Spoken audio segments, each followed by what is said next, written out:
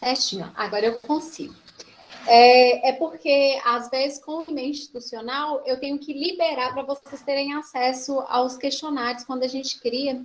E aí eu criei como um questionário para a presença. Mas eu vou depois utilizar o outro Meet, que aí a gente não vai ter esse problema, tá? Eu vou compartilhar com vocês agora o material que tem a ementa, que vai falar um pouco da disciplina, das disciplinas, aliás, que a gente vai trabalhar. E aí eu vou dar uma visão geral do que a gente vai trabalhar, tá? Porque aí amanhã a gente já começa com o conteúdo das disciplinas. E a questão do horário. Vocês já receberam o horário das disciplinas da semana? Já? Todos tiveram acesso? Alguém pode responder para mim? Não. Vocês não tiveram acesso ainda não, né? Mas aí eu vou passar como que vai ser a aula nossa de amanhã e vou primeiro compartilhar com vocês aqui, deixa eu abrir novamente, esse material que a gente vai estudar. E aí eu vou fazer uma apostila para vocês e a gente vai ver como que vai ficar em relação à escola, como que vai ser a liberação desse material. Só um minutinho.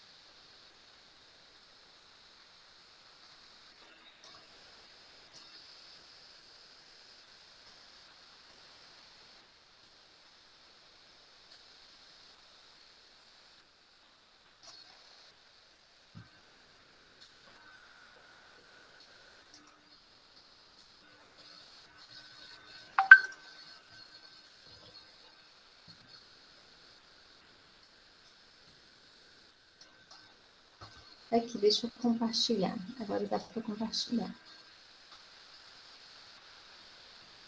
Todo mundo consegue enxergar agora? Consegue, né? Visualizar? Vocês estão conseguindo visualizar? Sim, dá para ver. Certo. Quais são as disciplinas que eu vou trabalhar com vocês? As disciplinas, elas foram divididas entre eu e a professora Elisânia. E aí eu vou trabalhar com vocês a disciplina Informática Aplicada. E dentro de Informática Aplicada, nós iremos trabalhar conceitos básicos de informática, ferramentas para produção e edição de textos, planilhas eletrônicas e apresentação de slides. Como fazer, né, esses slides e como apresentar. O que acontece? Essa disciplina é interessante a gente trabalhar no laboratório. Então, assim, toda vez que a gente for ter uma aula presencial, eu vou focar nessa parte prática dentro do laboratório na escola, para que vocês consigam formatar textos. A gente tem uma formatação dentro das normas da ABNT, que é a Associação Brasileira de Normas e Técnicas, que define todo o trabalho acadêmico e trabalho científico também. Então, a gente tem todo um padrão de formatação de trabalhos em relação à margem, em relação à formatação mesmo do texto, tamanho de fonte, tipo de fonte que deve ser utilizada. Quando a gente faz citação, o que seria uma citação? Quando a gente pega o que o outro falou, o que o outro publicou em um livro e traz para o trabalho nosso. E aí a gente tem citação direta, citação indireta. E aí como fazer esse tipo de citação no nosso trabalho para que ele não seja considerado um plágio. E isso é extremamente importante para nós que estamos no curso técnico, tá? O plágio é quando você copia um trabalho e você não referencia, não dá referência ao trabalho copiado. Então, você ignora quem escreveu aquele trabalho, quem que falou sobre aquele determinado tema. Isso é plágio. É como se eu fosse lá e roubasse a ideia do outro para mim. E isso é crime no Brasil e no mundo, né? Então, a gente tem que ter muito cuidado. E aí, dentro dessa parte de formatação de trabalhos, né, trabalhos, a gente estuda um pouco dessas questões relacionadas ao plágio. E aí a gente vai trabalhar também com as planilhas eletrônicas do Excel. Excel, quem trabalha na área de administração, é extremamente importante conhecer o Excel, saber utilizar os recursos que tem na planilha do Excel, é saber criar gráficos, tabelas, planilhas de controle de estoque, quem vai trabalhar na área de administração precisa saber criar uma planilha, tá? Para poder gerenciar. Eu uso muito a planilha de Excel aqui na minha casa para eu poder gerenciar as minhas despesas, né? E a gente vai ver também na parte de contabilidade o que é receita, o que é crédito, o que é débito, entendeu? O que são as despesas. E aí a gente vai, né, a partir desses conceitos da contabilidade, a gente vai trazê-los para aplicação na parte da informática, através da criação das planilhas de Excel. E elas são importantes para a gente gerenciar o nosso dia a dia, o que a gente gasta, entendeu? Para a gente ter uma noção do que a gente ganha, né? Do que é receita mesmo e quais são as nossas despesas. Então, é importante vocês começarem a utilizar essas ferramentas de gerenciamento, como uma planilha de Excel, que é uma das ferramentas mais simples que a gente tem, tá? E aí a gente vai trabalhar também a parte de formatação de slides, que é criar, elaborar os slides. Tem, assim, vários materiais na internet, vídeos que ensinam a criar cada slide super interessantes, mas a gente tem também um básico, que a gente utiliza os recursos que a gente tem no nosso computador. E aí, com o básico, a gente também consegue criar slides bem interessantes. A parte de movimentação, parte de formatação de slides, isso tudo a gente vai trabalhar nessa disciplina que é a informática aplicada. E aí, outra disciplina que nós temos também, além da informática aplicada, é o português instrumental. E aí, essa disciplina português instrumental, nós iremos trabalhar o quê? Leitura e compreensão de textos de área profissional, níveis de linguagem e adequação linguística, comunicação oral e escrita, gramática aplicada e a redação técnica. Por que que tem esse nome português instrumental?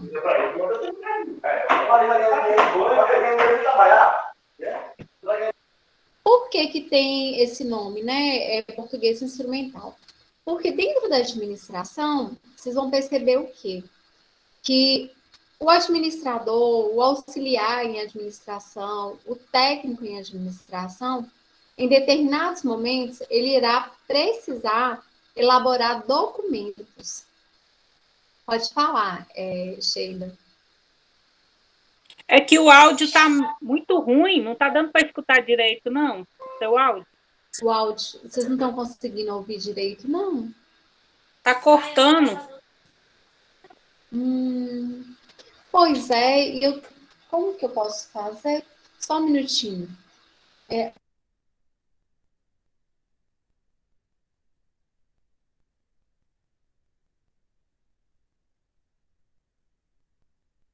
Só um momento que eu vou colocar um microfone.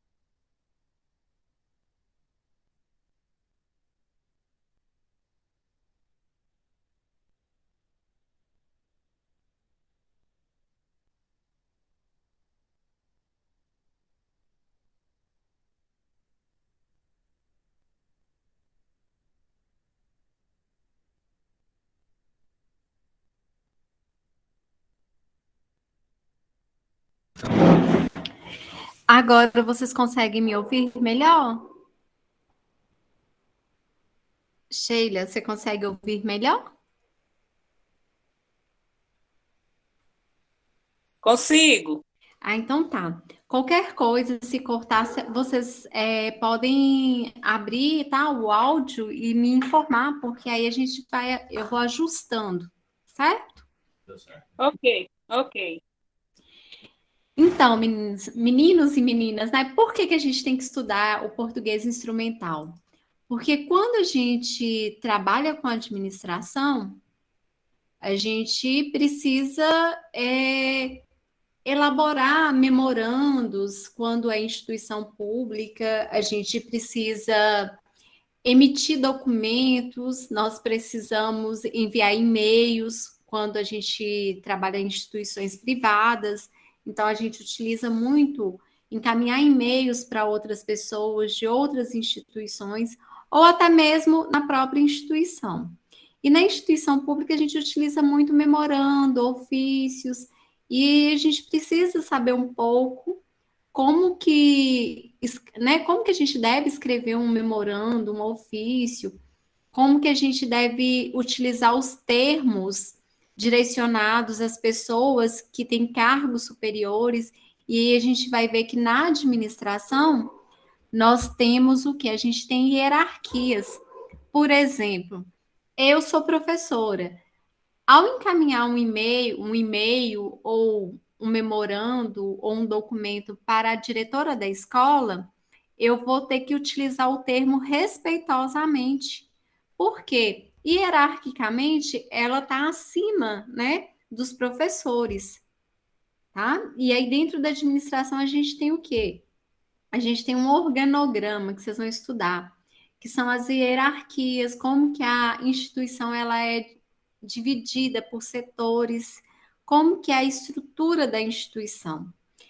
E aí a gente tem alguns termos que são apropriados, por exemplo, se for direcionado para um reitor de uma universidade, qual que é o termo que a gente tem que direcionar, né? Magnífico reitor. Se for para o Papa, como que a gente tem que direcionar? Então, por isso que a gente utiliza esse português instrumental, a gente trabalha ele no curso técnico. E também até mesmo a elaboração de um texto objetivo, coeso, tá? Que não tenha uma ideia dúbia, né? Que a pessoa leia e consiga entender realmente o que você quer dizer. Por exemplo, eu posso encaminhar um memorando se eu trabalho numa instituição pública, por exemplo, no hospital, solicitando máscaras. Aí eu tenho que colocar lá, né, um texto claro, objetivo, e eu preciso informar quantas máscaras, então eu vou colocar, eu solicito 10 caixas de máscara e eu tenho que especificar qual é o tipo de máscara que eu preciso. Então, dentro dessa disciplina português instrumental, a gente vai estar trabalhando isso. Sem contar também a questão das leituras, né? De, igual fala, textos da área profissional. Então, por exemplo, textos da área da administração, vocês vão perceber que nós temos termos técnicos que eles são muito próprios de cada área. Se a gente trabalha na área de administração, a gente tem termos próprios da administração. Na área do direito, os termos próprios da área do direito. E aí a gente trabalha isso também dentro do português instrumental. A gente vai trabalhar muito a questão do que é eficiência, eficácia, efetividade dentro da administração. São termos muito utilizados. Eu gosto muito de trabalhar também no início alguns termos que a gente trabalha e que fazem parte da administração. Por exemplo, a gente trabalha muito POC3. O que seria POC3 dentro da administração? Aí nós falamos o que? Planejamento, organização, controle, coordenação e comando. Seria o POC3. Hoje, ele está mais reduzido. Vocês vão estudar um pouco disso com a Elisânia. Antes era o POC3, que era dentro da administração clássica, que vocês vão estar estudando lá sobre o Fayol, sobre o Taylor. E aí, hoje, o que a gente utiliza? Nós utilizamos POC2, que é o planejamento, organização, comando e controle. Tudo que você planeja, você precisa organizar, você precisa comandar. Comandar é o quê? Aí entra na parte hoje de liderança, de desenvolvimento de pessoas, de você direcionar as tarefas para as pessoas e controlar. Tudo que você direciona, que você comanda e que você planeja, você precisa controlar. Não é você controlar a pessoa, controlar as ações da pessoa, né? Que a gente às vezes vê isso em algumas instituições. Não. É você controlar se você está tendo resultados ao direcionar uma ação para uma determinada pessoa. Por exemplo, eu tenho uma meta na empresa que é de vender 20 mil garrafas dessa daqui. Então, eu vou planejar, eu vou criar estratégias para eu conseguir vender essas 20 garrafas. Eu tenho as pessoas que são meus vendedores, né? Então, esse planejamento ele tem que ser direcionado para essas pessoas.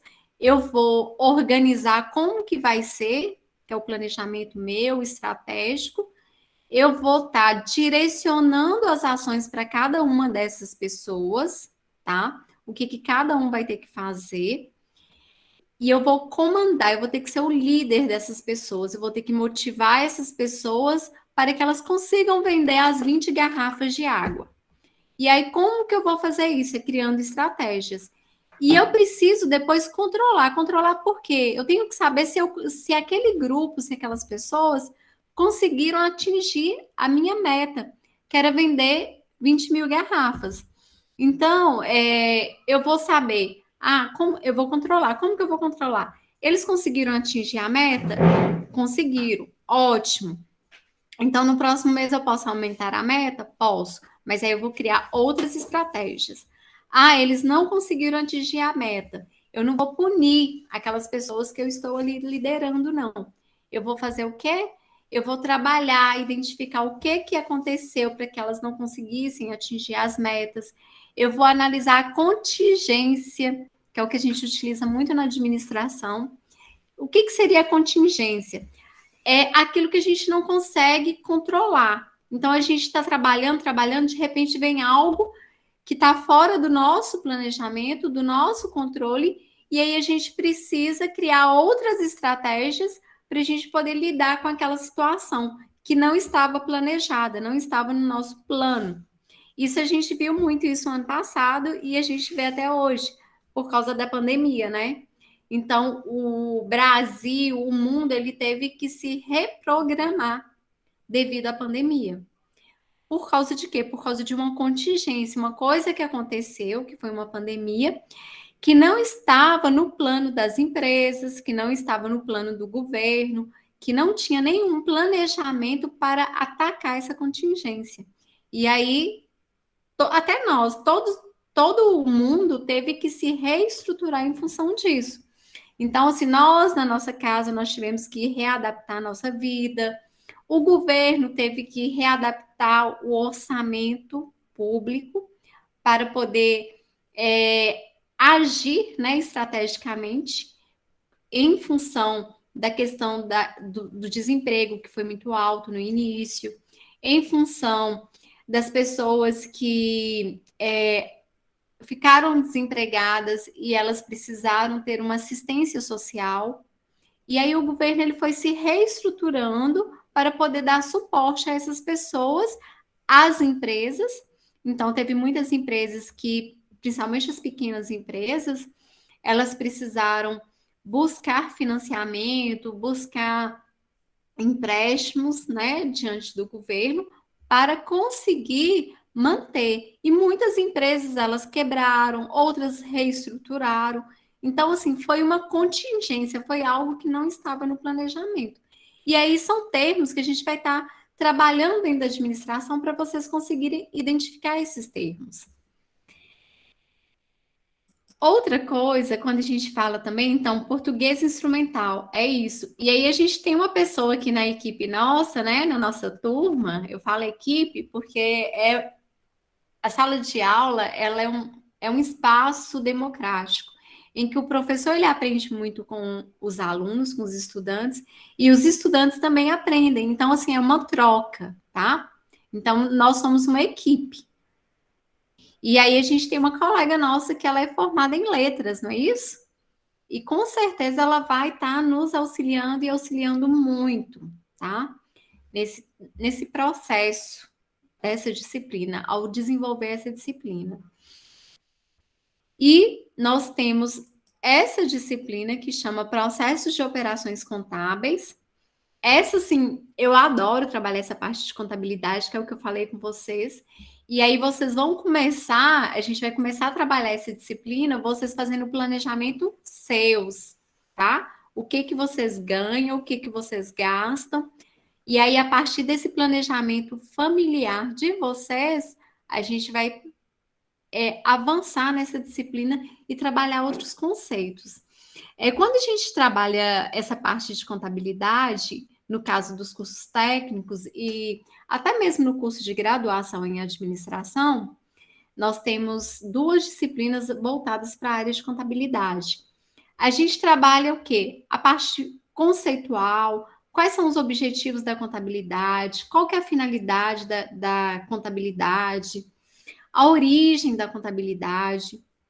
Nós trabalhamos o quê? As representações, né, dos patrimônios. Quem trabalha em instituição pública, eu acho que foi a Sheila que falou que trabalha na instituição pública. Quem trabalha na instituição pública deve verificar depois tudo que tem na instituição pública serve para o patrimônio da instituição. E aí, até mesmo uma cadeira, uma mesa, vocês encontram o símbolo, que é o número daquele patrimônio. O que que corresponde àquele número, né? Corresponde àquele patrimônio específico da empresa, no caso da instituição pública. Um ventilador que tem faz parte do patrimônio. E aí, dentro da contabilidade, a gente trabalha muito a parte do patrimônio, que são todos os recursos que tem dentro da instituição, tá? E aí a gente vai ver que tem alguns recursos que são recursos que ele não gera liquidez para a empresa. São recursos que a empresa ela não pode abrir mão, caso ela precise de dinheiro, né? O patrimônio dela é algo que ela não pode abrir mão. E aí a gente vai estar estudando muito isso para vocês verem de onde que as empresas elas precisam alocar os dinheiros, né, o dinheiro delas, o recurso delas, para que elas consigam manter, para que elas não morram, tá? Que as empresas também morrem. Então a gente trabalha muito nessa parte de contabilidade. E aí a gente fala um pouco da questão dos custos, né? Que é a parte de gestão de custos. E aí a gente vai ver os custos fixos, custos variáveis, né? Por exemplo, uma energia, que tipo de custo que é uma energia, quais são o que é um custo variável, como que a gente pode calcular um custo variável, tá bom? Teve um Pedro, Vitor, tá com a mão levantada e Janaína. Vocês querem falar? Podem falar?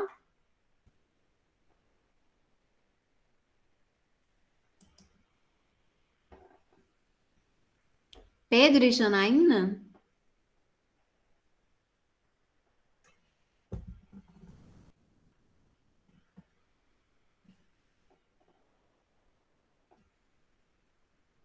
Não, né? Então, quando a gente fala dentro da contabilidade, a gente tem, como eu falei, essa parte dos custos, é a gestão de custos, é a parte do patrimônio, tá? Ah, certo, Pedro. Então, eu tenho custos, eu tenho patrimônio, eu tenho as despesas e as receitas, que isso vai dar um nó na cabeça de vocês, tá?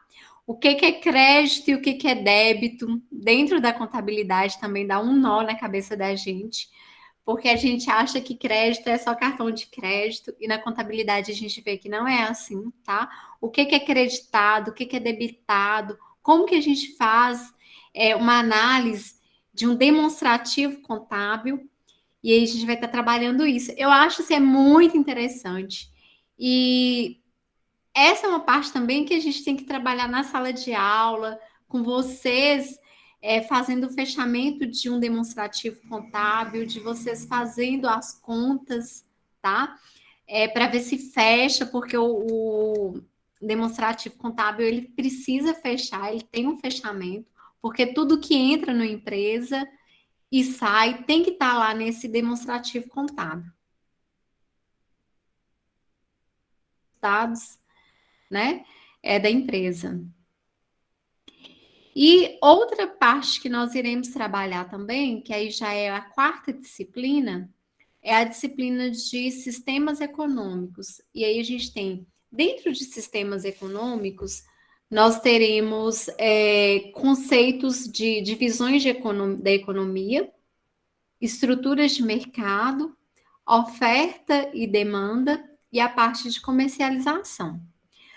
Quando a gente fala de estrutura de mercado, né? O que que a gente pensa?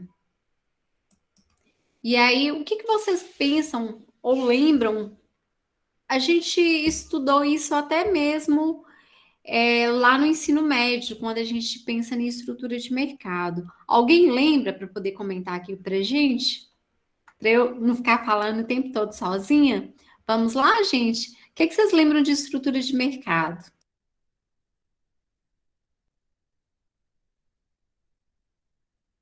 Quero ouvir vocês agora.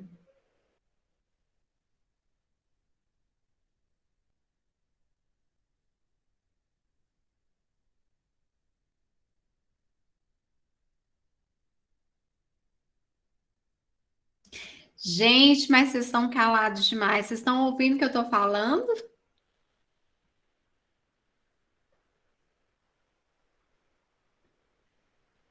Sim. Ah, tá. Achei que não tivesse ouvido, não. Certo, Lígia. Sim, Pedro disse que não está lembrando, não. Alguém lembra aí quando a gente fala de estrutura de mercado?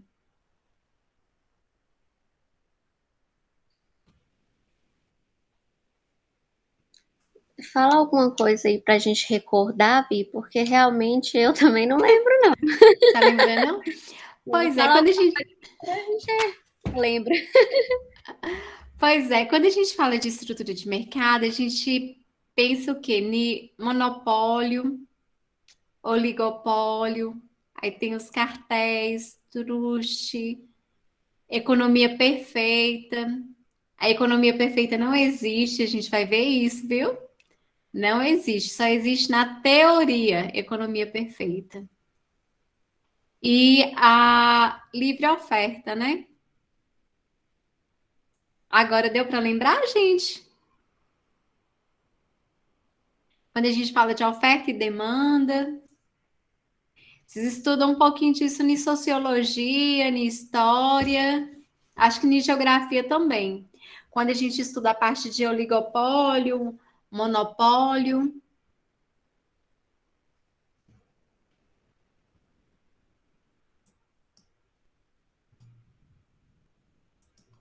lembraram, não? Tem problema não. O que que acontece, gente? A gente vai estar estudando esses conceitos nós vamos aprofundar nesses conceitos porque eles são extremamente importantes. A gente vai perceber o que essa parte de estruturas econômicas, é importante a gente estudar para a gente poder saber que em cada estrutura econômica existe o que? Relações comerciais específicas, tá? Quando a gente fala de monopólio, eu vou saber o quê? Que eu tenho uma grande empresa que ela domina o mercado.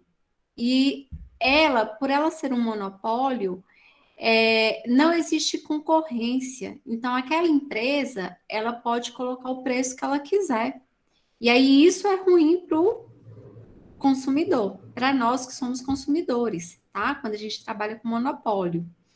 E aí, a gente percebe que algumas instituições públicas, né, estatais, elas são instituições monopolistas. Agora que a gente vê que está alterando esse cenário de algumas empresas, tá? Porque elas estão deixando de ser monopólio. Está aparecendo o que? A concorrência. E aí a gente vai trabalhar dentro de sistemas econômicos o lado positivo da concorrência, tá? Porque quando a gente fala de concorrência, a concorrência ela é importante para os consumidores. Se eu tenho mais empresas ofertando o mesmo produto, o consumidor ele tem o poder de barganha.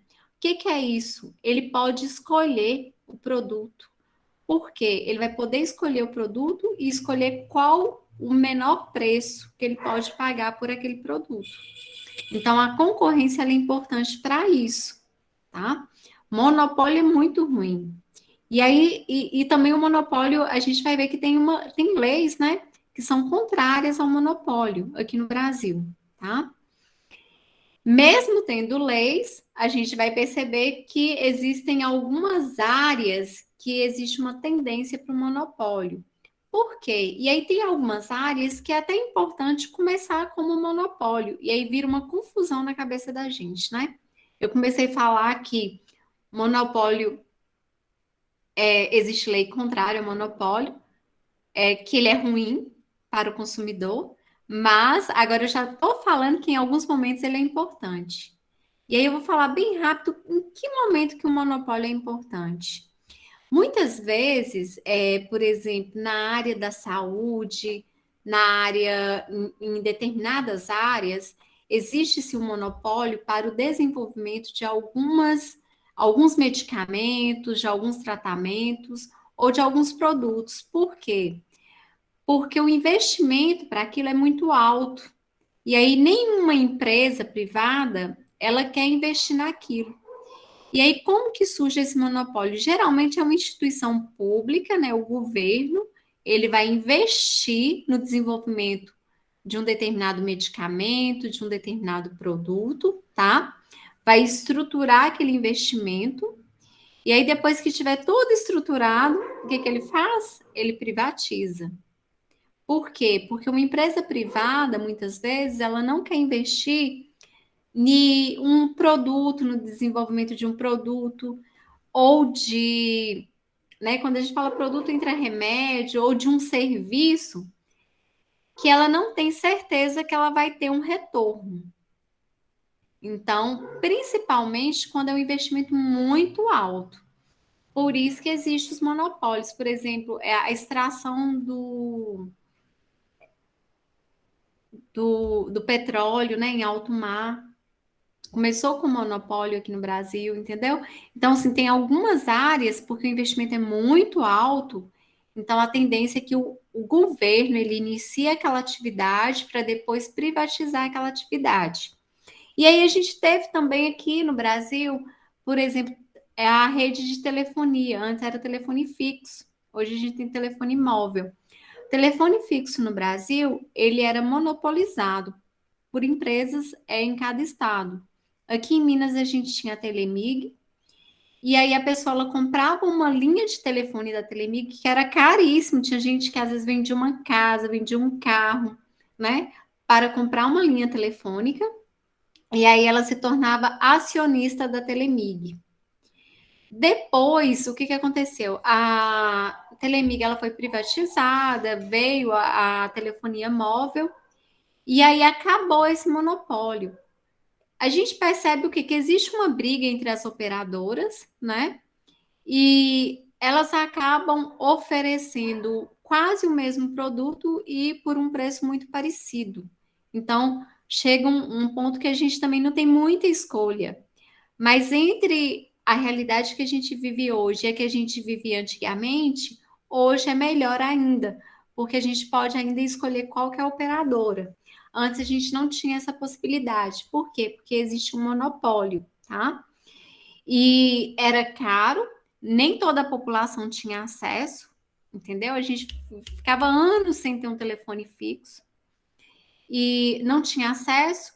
O serviço prestado, ele não era de qualidade, então a gente não tinha a quem recorrer, não tinha outra possibilidade de trocar de empresa.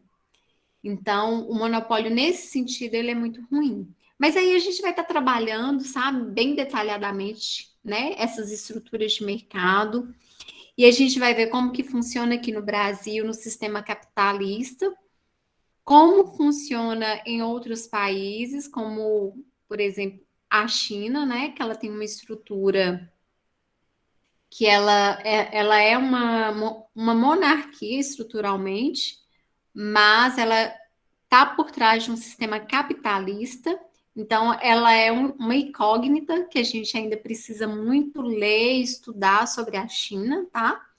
Porque toda a parte econômica dela é capitalista, tá bom?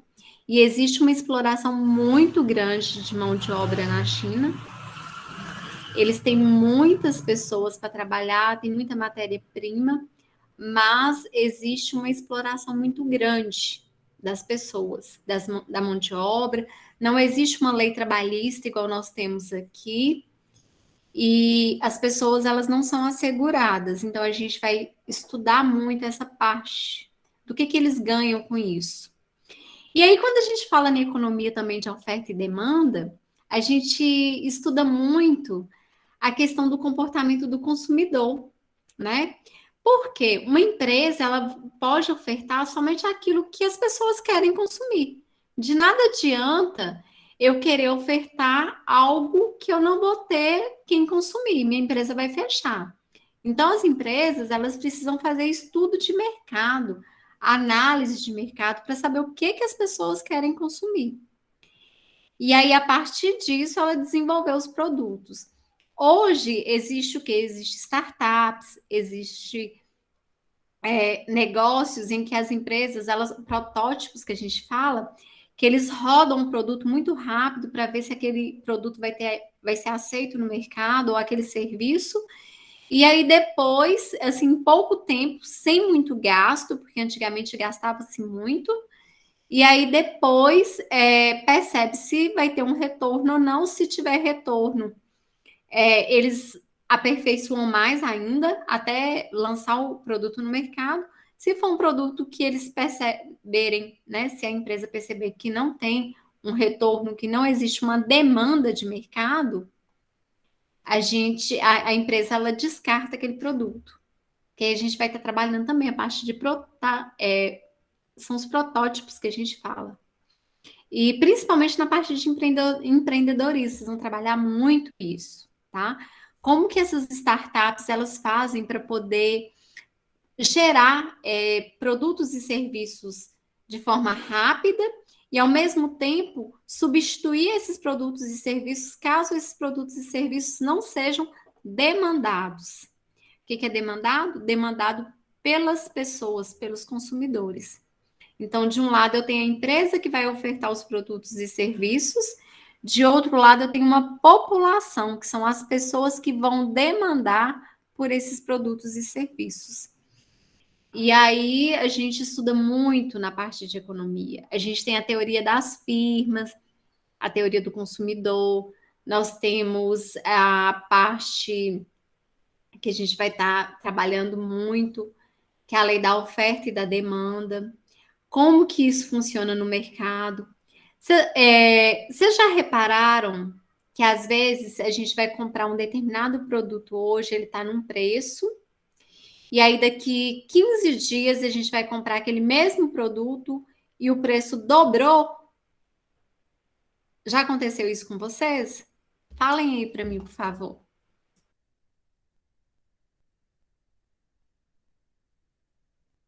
Hein, pessoal, vamos lá? Falem pra gente aí se já aconteceu isso. Comigo já, e tá acontecendo todo dia, quase. Carne, né? Como que tá a questão da carne? Como que tá os produtos no supermercado? Você vai hoje, tá um preço, amanhã outro. Quando teve aquela greve dos caminhoneiros, eu acho que deve ter uns 2 ou 3 anos, gente, água ficou caríssimo. Para a gente poder comprar um galão de água, estava muito caro.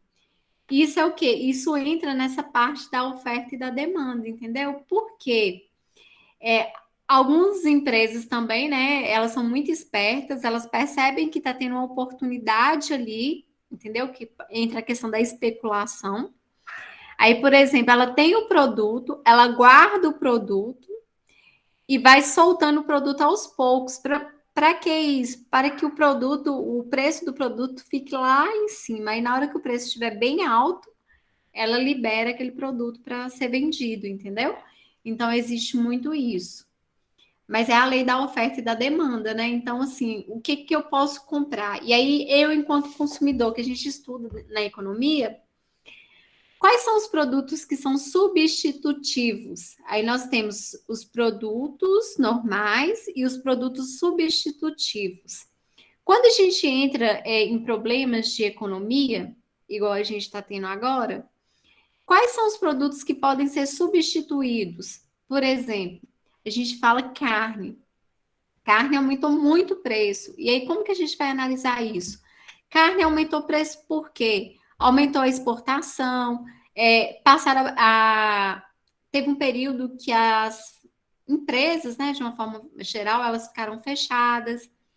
Então, eles diminuíram o abate. E aí, são vários os fatores. Quando a gente vai analisar economicamente, a gente não pode analisar um fator isoladamente. Nós temos que analisar todos os fatores que vão contribuir com aquela aumento, né, daquele determinado produto, o aumento daquele determinado produto. Então, por exemplo, carne. Carne eu tenho um produto que é normal. Quando a gente tem problemas econômicos, o que acontece? Existe uma tendência da gente substituir os produtos que são considerados normais. Por exemplo, se eu considero carne como um produto normal, e aí eu estou tendo um problema de inflação, um problema de alta do preço da carne, eu vou substituir a carne por outros produtos. Quais seriam os produtos substitutivos? Eu poderia substituir pelo ovo, pelo frango, pelo peixe. Então, a carne de boi eu posso substituir por esses outros produtos. E aí, na economia, a gente faz a análise desses ambientes. E nessa análise, a gente tem gráficos, tabelas que a gente vai estar analisando, tá? Quais são os produtos que estão sendo demandados? Quais são os produtos que as pessoas não estão demandando por causa da alta de preço? E como que funciona isso dentro do mercado? E aí, quais são os produtos? E as empresas, elas usam muito essa análise para saber o quê? Qual é o produto que eu preciso diminuir a produção?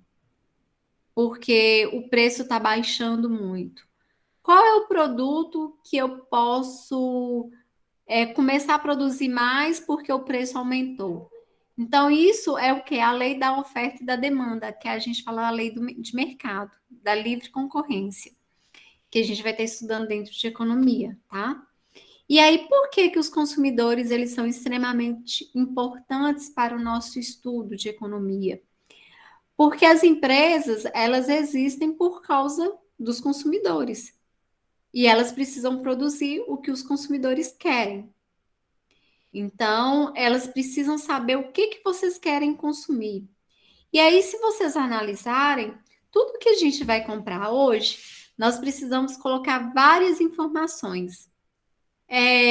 Qual que é a idade, grau de escolaridade, tipo de consumo que a gente faz, se a gente tem filhos. e eles fazem várias perguntas.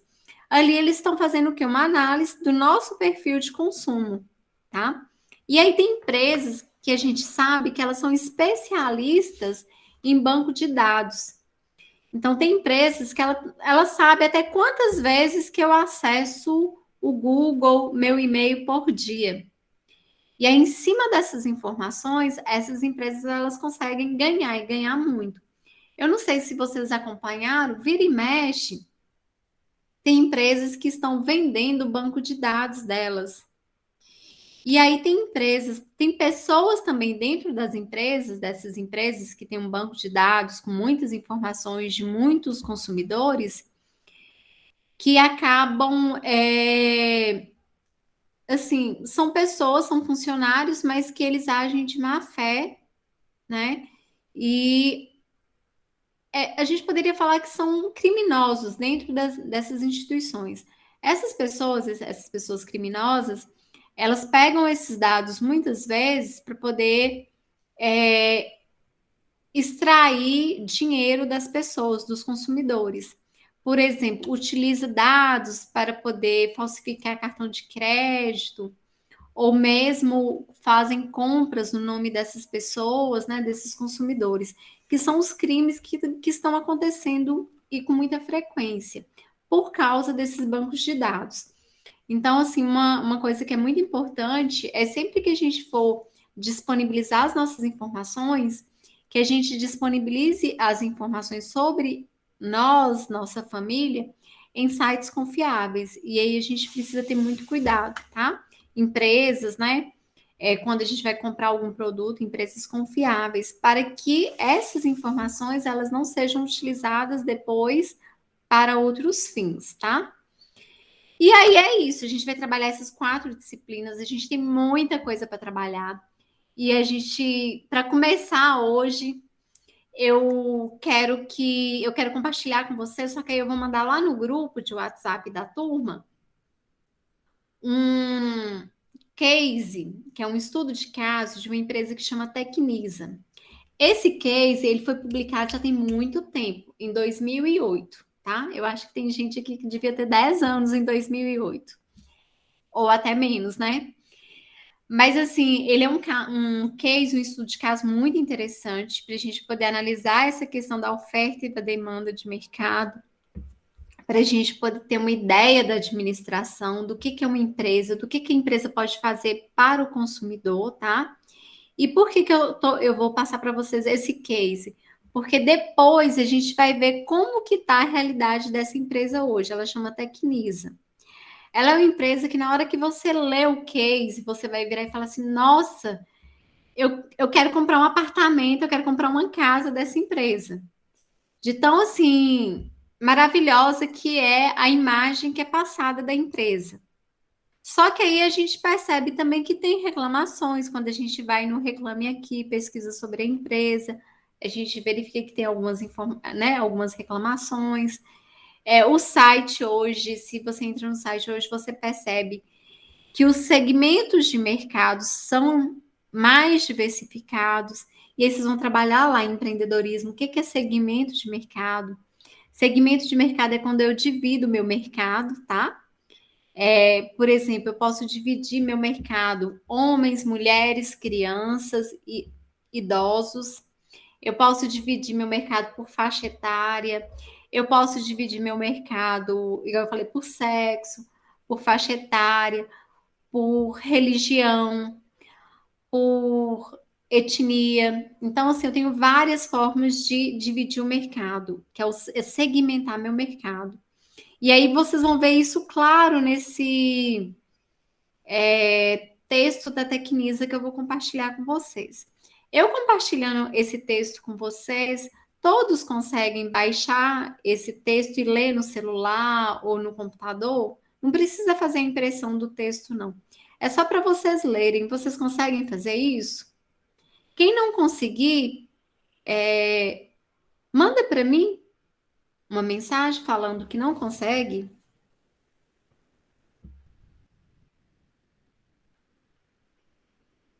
Tá? Eu vou disponibilizar lá no grupo de vocês, tá? Esse case. E ele é muito interessante. Então, assim, para a gente poder trabalhar a economia, trabalhar e vai ajudar vocês também nas outras disciplinas, tá? Na parte de empreendedorismo, nas próximas disciplinas que vocês vão estudar, que é marketing, gestão de pessoas, a parte de gestão empresarial também vai ajudar muito. E a parte de gestão ambiental também, porque esse case ele fala de tudo um pouco, de como que é a gestão dessa empresa da Tecnisa. E aí eu gosto muito de trabalhar esse case porque ele dá uma visão muito legal para gente. Quem pretende trabalhar na área de vendas, como que você deve lidar com seu cliente. Quem já trabalha, eu lembro que, né, eu não me lembro o nome, mas falou que já faz atendimento, é manicure, entendeu? Como que é esse atendimento com o cliente? Então ajuda muito, é bem interessante. Aí eu vou deixar para vocês lá, tá? E eu vou pedir que vocês comecem a ler já esse case hoje, porque eu vou dar um tempinho para vocês fazerem a leitura. E aí amanhã a gente vai retornar. Eu não vou compartilhar o horário com vocês, porque pode ser que esse horário ele seja alterado. E aí eu vou deixar para a coordenação da escola, para a direção, compartilhar. E aí, amanhã nós temos aula, o terceiro e o quarto horário, tá? De sistemas econômicos. Então, esse case vai ajudar muito nessa aula nossa de amanhã. E aí, nós vamos ter também a primeira aula de informática aplicada. Eu vou fazer o máximo para a gente poder trabalhar o que eu consigo trabalhar e mostrar para vocês aqui, através do Meet. O que a gente não conseguir, eu vou deixar para a gente trabalhar na escola, no presencial, quando a gente, né, retornar a esse momento presencial. E aí, deixa eu só mostrar para vocês aqui qual que é o case. Ele é bem interessante. Fala das estratégias, fala do desafio. E aí, hoje, quando a gente entra no site, ele aqui no início, nessa época, não tinha, a Tecnisa não estava ainda vinculada ao programa Minha Casa e Minha Vida. Hoje, ela já atende também esse público, que é um segmento de mercado, né, que são pessoas que adquirem casas através do programa Minha Casa Minha Vida. E outra coisa também, eu não sei se vocês já viram falar, existe uma moeda virtual que chama Bitcoin. A Tecnisa, ela também trabalha com essa moeda virtual. E aí as pessoas, quando elas vão comprar os apartamentos, elas podem utilizar os Bitcoins para poder comprar os apartamentos. E está super valorizada essa moeda virtual. Então, assim, a gente vai perceber o que ela evoluiu de 2008 até hoje, e muito. Em 2008, para mim, ela já era uma empresa top. Assim, de todas as empresas que eu lia sobre e tudo, ela para mim estava em primeiro lugar. E aí a gente vai perceber a evolução dela até hoje, como que ela está hoje, tá? E como que ela se reestruturou, quais foram as estratégias que ela foi adotando para melhorar esse que a gente fala é o vínculo, né, com os consumidores, como que ela fez também para engajar esses consumidores, para poder ter o boca a boca, que é as pessoas falarem da marca, da empresa Tecnisa, tá, para outras pessoas. E aí, é isso que eu quero que vocês façam, tá bom? A gente vai terminar nossa aula por aqui, porque eu vou deixar vocês com esses 20 minutos agora para vocês fazerem a leitura desse case. E aí, depois que vocês fizerem a leitura, amanhã a gente vai estar discutindo ele. E eu peço que vocês leiam com bastante carinho, com bastante atenção. Marquem aí pelo celular, pelo computador, as partes que vocês acharem mais interessantes e que vocês participem amanhã, tá? Para eu não ficar falando sozinha. Então, eu quero a participação de vocês. Faz de conta que a gente está numa sala de aula, mesmo com todos vocês presentes, tá? E aí eu conto com a participação de vocês amanhã. Tá bom, pessoal? Muito obrigada e boa noite para vocês, tá? Que vocês tenham uma excelente noite e que amanhã a gente possa continuar nosso trabalho. E eu conto com vocês. Boa noite. Boa noite, muito obrigada. Você pode Boa mandar noite, até no amanhã, WhatsApp Viviane. da Muito turma obrigada. a aula de hoje? Posso, assim que disponibilizar para mim, eu mando o link e vou mandar para vocês esse material agora, tá? Muito obrigada, Obrigada. viu? Boa noite. Boa noite.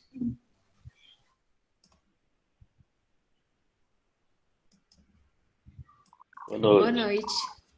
Boa noite para todos. Boa noite, Boa Viviane. noite. Muito Boa noite. obrigada, viu? Eu conto com vocês amanhã.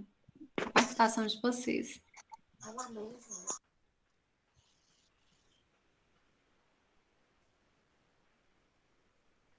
Amanhã é o terceiro e quarto horário que você falou? Isso, terceiro e Viviane. quarto.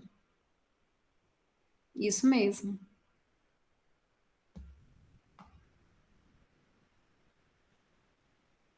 Seguindo terceiro e quarto horário, quais são os horários?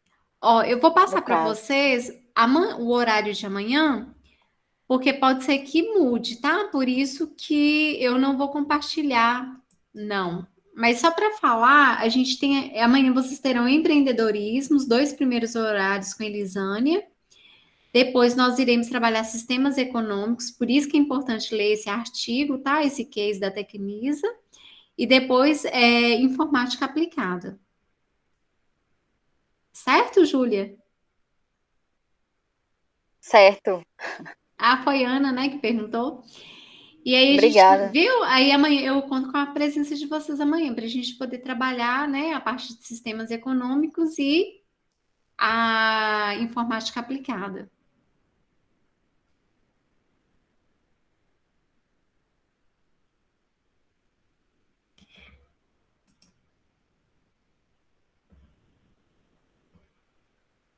Boa noite, tchau, tchau.